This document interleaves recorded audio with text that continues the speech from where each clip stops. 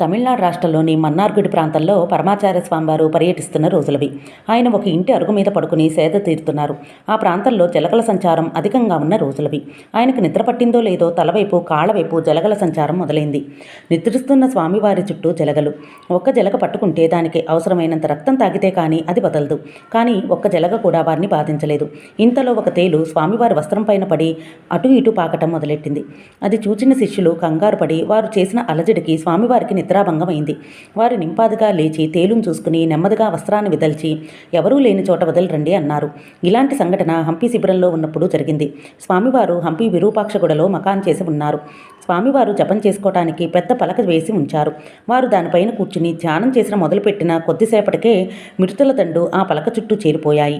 కానీ అవి వారి ధ్యానాన్ని భంగపరచలేదు. సర్వ ప్రాణుల పట్ల సమభావం కలిగిన పరమాచార్య స్వామివారే నిజమైన సమదర్శి.